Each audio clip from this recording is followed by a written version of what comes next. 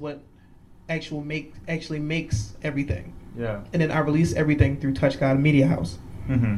I thought it was interesting that I feel like for the majority of people they kind of want to be the artist or the musician or they want to be the celebrity and not really. It's not until much later that they kind of maybe step back and want to play like behind the scenes or play like play the role of the media. Yeah, and it's interesting that like right now at 18 you're like starting on this path of becoming the publicity or becoming the media, and I don't know. I just wondered if did you like go through a phase of wanting to be the artist and like realize this very fast, or have you always been intrigued by publicity? I mean, it honestly started with me doing a lot of technical theater work in high school, and I did the acting part and I did pretty well at that. But then once I started doing the technical work, I realized, man, the components have to work so well together. So I was thinking, and I was seeing a lot of my peers, because I never really made friends with people my age. So a lot of my friends, even now, like 24, 25, Sure. I could see a lot of them starting, and their main thing was, I just need to create. I'm the artist. Yeah. I don't have to do business. I don't have to do that. So then they kind of become a part of these little agencies that basically steal their work.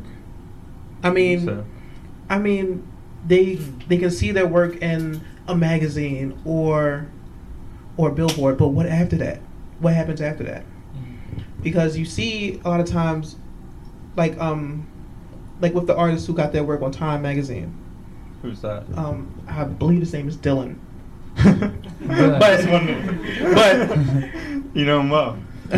No, not like that. But his work is on Time, right? But he's not getting publishing off of that. So they may have paid him a front. Sure. But what about 2 years later? Right. So a lot.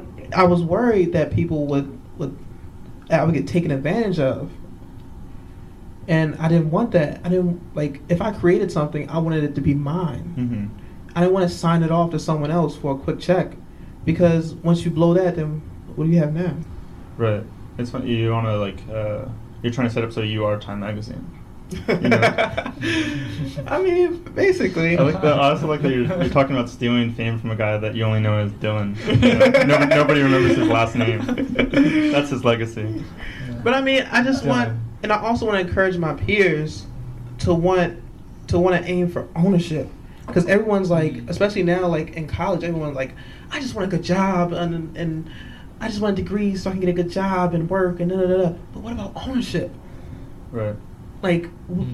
If you're going to school, go to school so you can learn how to own your own business. Mm-hmm. So in that way, you're not, you know what I'm saying, working a 9 to 5 that you hate for money. I mean, it's hard to kind of start off at first, but ownership is the goal. Because once you own, then you can start putting other people on. So if you know a couple people who might be, a little bit below you as far as education wise, but they're aiming towards something, if you have your own business, you can be like, man, you know what, if you do such and such and such, and you can get the internships and the education, then I have a place for you. Mm-hmm. And then once you have children, they have something to go to. So now you're not kind of struggling to think about, what am I going to do for the future? Because you have something that you own. Mm-hmm. And once you own it, you can distribute it as you please and do with it as you please.